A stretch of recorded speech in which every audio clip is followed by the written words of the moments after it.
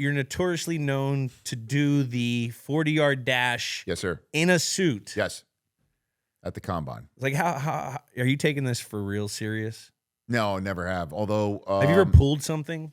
Oh, absolutely. 1 year, I forget which one. It could be 2010, 2009, or whatever. I didn't run it very well. First of all, I used to run it literally in dress shoes, like lace-up dress shoes, and like an idiot. Did you get on some waffles now? Dude, it was terrible. Yeah, now I'm running in like proper footwear because the last thing I want to do is blow out an Achilles for this stupidity.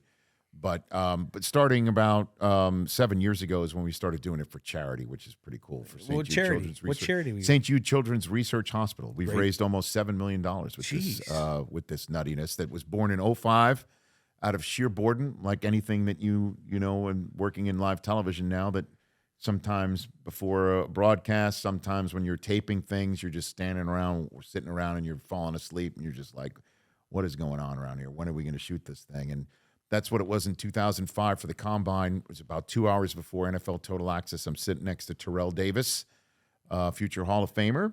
And I looked down. I'll never forget. We were in the old RCA Dome, and you could hear the buzz of the lights and the air conditioning that held up the bubble like the old Carrier Dome. Yeah. And so, you know, I would sit in there.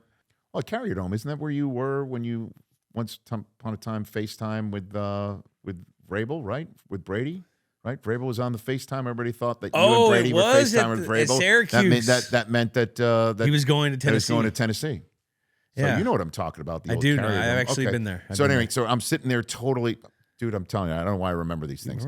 So, but I'm falling asleep, and I turn to Terrell Davis, and I'm like, hey, TD, how fast do you think I can run the 40? He goes, what do you mean? I'm like, how fast do you think I can run the 40? He goes, right now? And I'm like, yeah. And he laughed, and I cursed at him, and I said, watch me do it. And I went. What was his number? He didn't give me a number. He just laughed like I couldn't do it.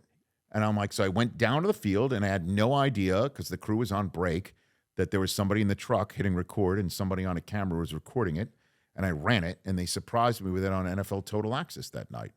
677, embarrassed. And now I always see you going against your time, and because now years later they had the technology when they started to move to Lucas Oil that you can overlay one over the other, and it led to some really slapstick funny moments where I'm running against RG3 and he's off the screen and I'm barely at yard 2. Or they give me a 10-yard head start on somebody who's 350 pounds, and that guy catches up and runs through me. Is this pre-RG3 getting GMs to call him to come back and play because he knows he's – is this pre or post? I love RG3. That number that's up there in 2021, 2021. He ran with me in the Rose Bowl, and he did run like a 4.4, man. He's for real. He's a track guy. Hurdles, right? He was a hurdle guy. Real. He is – I'm serious. He is for real. So he's run for charity. He's run for me, or on behalf of my cause. And he couldn't have been nicer. 2 knee surgeries too. He's for real. Still going. He is for real.